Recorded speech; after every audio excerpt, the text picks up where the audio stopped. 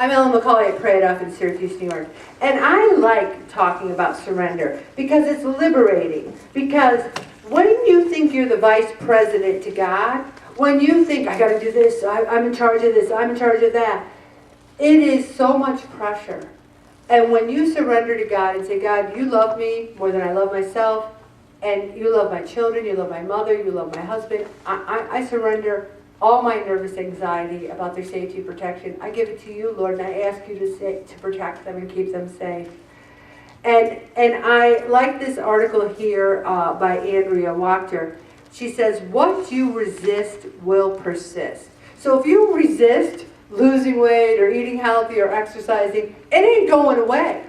It's still there. You wake up the next morning, you go, what? How can I still be fat? I was resisting it. Well, I must not have resisted too hard. Also, letting go and surrendering brings peace and some pretty magical experiences too. And I just wanted to mention that almost 30 years ago, I was looking for Mr. Right in all the wrong places.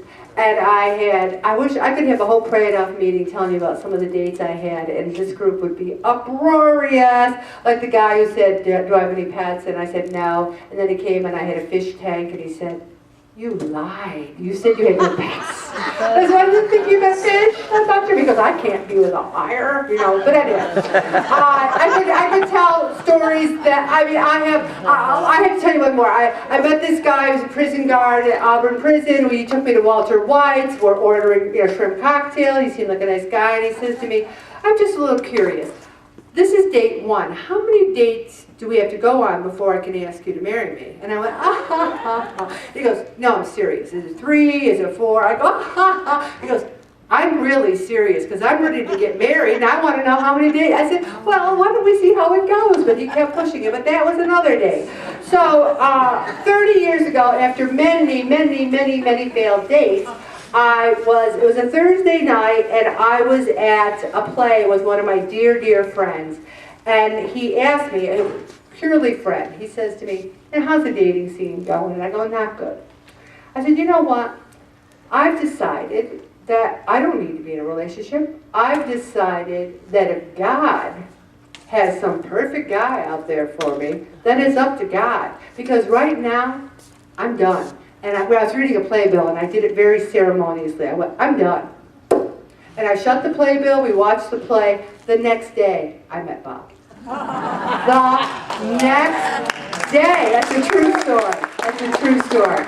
So the thing is, I surrendered. I said, if God's got some perfect guy out there for me, he'll let me know. And God said, well, maybe after the fish in the prison guard, I better let her know tomorrow, because she really needs to know. So I surrendered that area of my life, and God had a plan for me. And I like this quote too. Unhappiness is the exact distance between where we are and where we think we should be. Where we think we should be. Why can't we be happy right here, right now? Wanting to be where you are can be beautiful. And then what's interesting is this person was a chronic dieter, and she just let go of trying to lose weight and just tried to eat what she loved in moderate amounts. What if she really genuinely surrendered, ate lovingly, loved herself? I don't tell you that you can't have pizza or wings or ice cream if you're losing a pound a week. I say to you, if you can do those things in moderation, I never tell anyone what to eat. You can lovingly eat what you want, but if you want to lose weight, you have to do it in moderation. This woman surrendered and lost weight. Also, there's someone else wrote an article about, surrendering the weight and how she was so terrified of gaining weight. She tells a story about her mother struggling with her weight, and her mother got cancer, and she says, well, finally I'm thin. I mean, to really say that, to be so preoccupied with your weight. And she said, we need to not have it be the total focal point of our lives, but turn the body, the food, the exercise over to God. And He cares. And then she has some prayers here and to God. And one of the things that I like is, she says, there's a part of me that's been broken for a long time, But Jesus says, I have overcome the world, and I have created you to be uniquely beautiful, and I love you very much. So we might see ourselves as broken, and God sees himself as the glue that's going to make us into a new pot. And one of the things I'm ending with tonight is a fact about healthy weight. Now, a lot of you, through kindness and love, have said to me, I really think you shouldn't lose any more weight, Ellen. I think you've lost too much weight. I think you should stop right now, Ellen. And I know that you're being kind and loving. But on the BMI scale, I am still overweight. I need 10 more pounds to be normal.